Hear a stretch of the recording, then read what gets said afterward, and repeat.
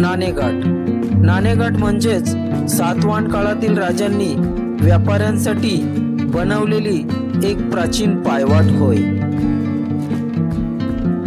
नाणेघाट हा मुंबईपासून 180 किलोमीटर अंतरावर आहे, तर पुण्यापासून 123 किलोमीटर अंतरावर आहे।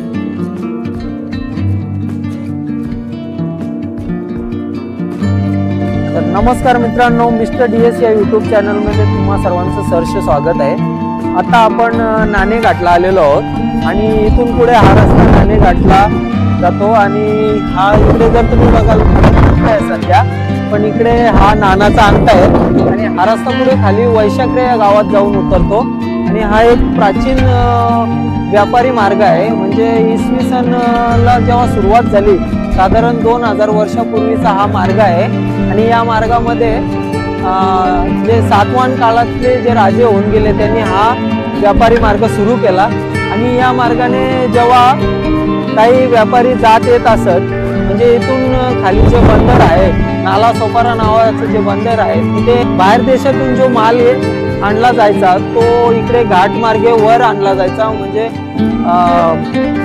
पुणे असेल, नगर असेल, या ठिकाणी याच मार्गातून तो माल व्यापारी घेऊन जायचे आणि त्याची विक्री करायचे। तर हा मार्ग सातवाहन काळातील राजांनी बनवलेला आहे आणि पुढे गेल्यानंतर आपल्याला एक रांजण पाहायला मिळतो। तो रांजण म्हणजे त्या ठिकाणी नाणी गोळा केली जायची। जेव्हा व्यापारी या मार्गाने यायचे तेव्हा त्यांच्याकडून टोल टॅक्स म्हणून काही नाणी घेतली जायची। ती नाणी साठवण्यासाठी तिथे एक रांजण ठेवलेला आहे, आता तो आपण बघणार आहोत आणि मग पुढे खाली गेल्यानंतर काही लेण्या आहेत त्या सुद्धा आपण बघणार आहोत। तर व्हिडिओ शेवटपर्यंत बघत राहा आणि आपल्या चॅनलवर नवीन असाल तर आपल्या चॅनलला सबस्क्राईब करा। चला तर मग आता आपण तो रांजण बघूया। जुन्नर पासून आपण आपलं वाहन फक्त इथपर्यंतच आणू शकतो। इथून पुढे आपण आपलं वाहन नेऊ शकत नाही, कारण इथून पुढे फक्त आपल्याला पायवाटच पाहायला मिळते।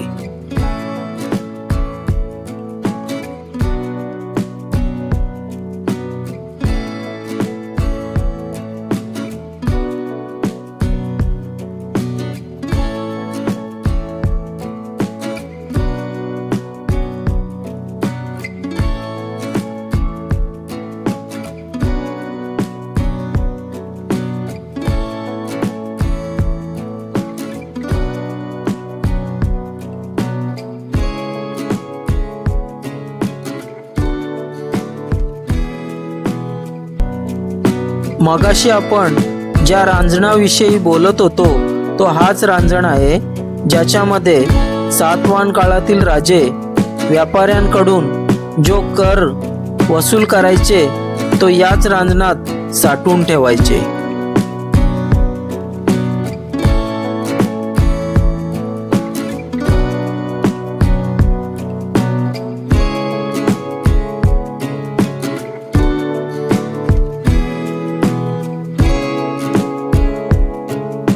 आता आपण हा दगडी रांजण बघितला आणि या दगडी रांजणाच्या बाजूने जाणारी ही पायवाट त्या लेण्यांकडे जाते आणि इथून पुढे मग वैशाखरे या गावापाशी जाऊन संपते।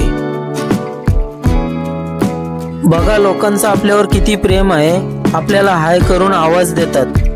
कुठून आले तुम्ही? चाकणवरून। कसं झालं इकडचा प्रवास? कसं वाटलं? चला।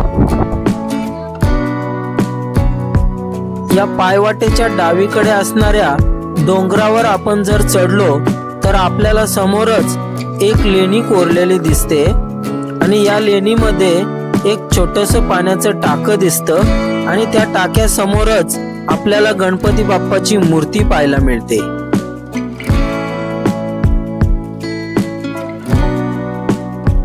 या लेणीच्या उजवीकडून जाणारी ही वाट नानाच्या अंगठ्याकडे जाते आणि इथून पुढे आपण काही मिनिटं चालून गेल्यानंतर नानाच्या अंगठ्याच्या सर्वात वरच्या टोकाला जाऊन पोहोचतो। मित्रांनो, आता मी ज्या रस्त्याने चालत आहे तो रस्ता जर का तुम्ही बघितलात तर एकाच डोंगराला खिंड पाडून हा रस्ता तयार केलेला आपल्याला इथे दिसतो।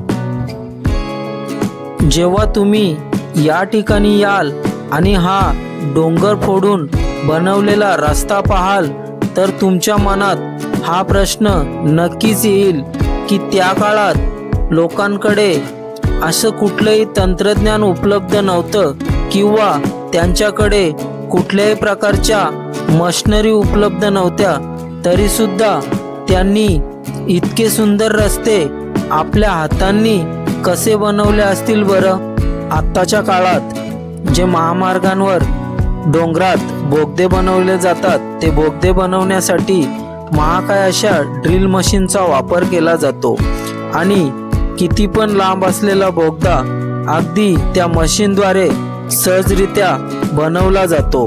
पण त्या काळात अशा काही मशिनरी उपलब्ध नव्हत्या, तरी सुद्धा त्या लोकांनी आपल्या हातांनी इतके सुंदर रस्ते बनवलेत की ही गोष्ट आपल्याला विचार करण्यासारखी आहे.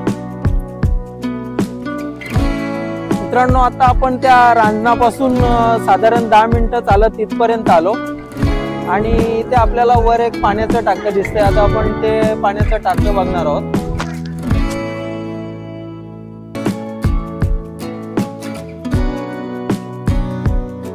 सातवाहन काळात जेव्हा व्यापारी या मार्गाने ये जा करत, त्यावेळी त्यांना पिण्याच्या पाण्याची सोय व्हावी याकरिता या ठिकाणी सातवाहन राजांकडून हे पिण्याच्या पाण्याचे टाके बनवलेले आपल्याला इथे पाहायला मिळतात.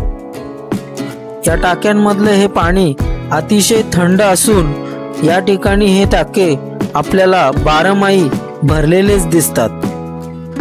समोर आपल्याला ही वाट खाली जाताना दिसते.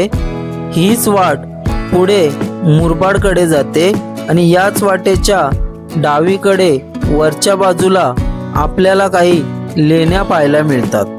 इकडे आपल्याला या काही लेण्या कोरलेल्या दिसत आहेत. आता आपण तिकडे जाऊन त्या लेण्या पाहणार आहोत.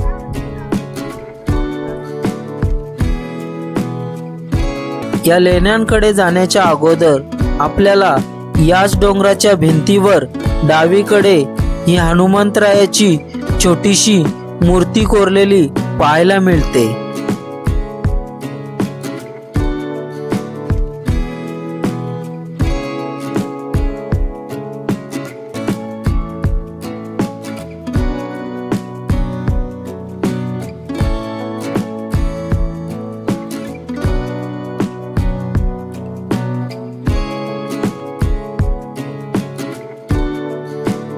इथे आल्यानंतर आपल्याला अशा या लेण्या पाहायला मिळतात.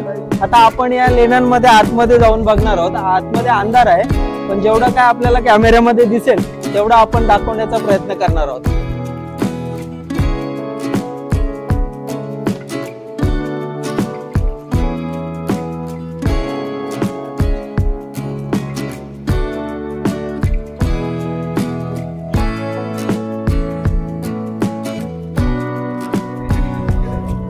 या केव्ह मध्ये आल्यानंतर आपल्याला काही या दगडांवर कोरलेले शिलालेख पाहायला मिळतात. हे शिलालेख ब्राह्मी व पाली भाषेत आहेत आणि हे शिलालेख सातवाहनांची राजमाता नागनिका हिने आपल्या वंशजांची आठवण म्हणून या ठिकाणी कोरून घेतलेले पाहायला मिळतात.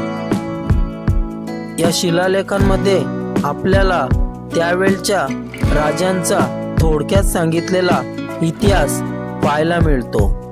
या लेणीमध्ये राजमाता नागनिकेने आपल्या वंशजांचे काही पुतळे सुद्धा बनवले होते, पण कालांतराने हे पुतळे भंग पावले असून आता फक्त त्या पुतळ्यांच्या पायांचे काही प्रमाणात ठसे या ठिकाणी आपल्याला पाहायला मिळतात. या लेणीतून आपण बाहेर पडलो की आपल्याला डावीकडे अजून एक पाण्याचं टाकं पाहायला मिळतं आणि या टाक्यावर लोखंडाची जाळी लावलेली दिसते. ही जाळी यासाठी लावली असावी की यामध्ये कुठलाही प्राणी पडू नये किंवा येणाऱ्या जाणाऱ्या व्यक्तीला कुठल्याही प्रकारची दुखापत होऊ नये.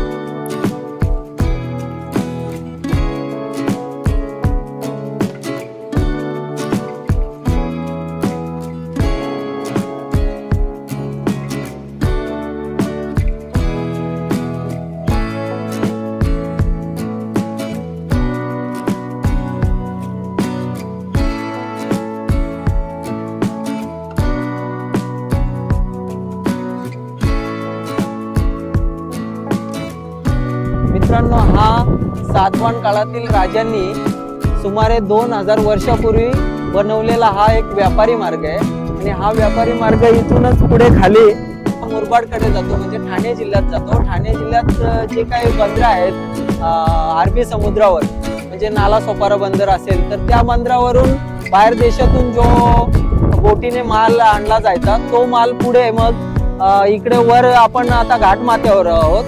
नाणे घाट हा घाटमाथ्यावर येतो, जुन्नर तालुक्यात येतो आणि जुन्नर तालुक्यामध्ये जुन्नर तालुका असेल किंवा नगर जिल्हा असेल, पुणे जिल्हा असेल तर या जिल्ह्यांना हा माल इकडून पुरवला जायचा.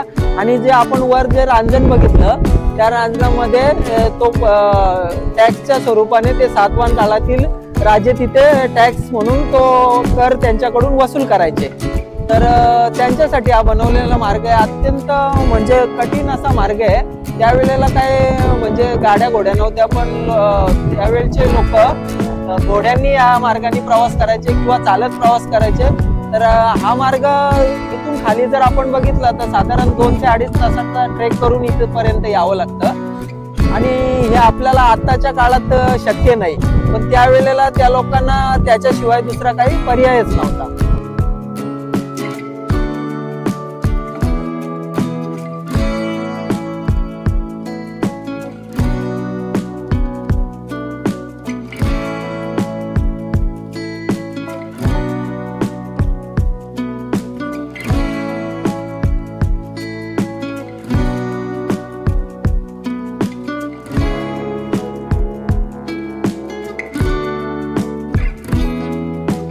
तर मित्रांनो, आता आपण या व्हिडिओमध्ये सुंदर असा नाणे घाट पाहिला.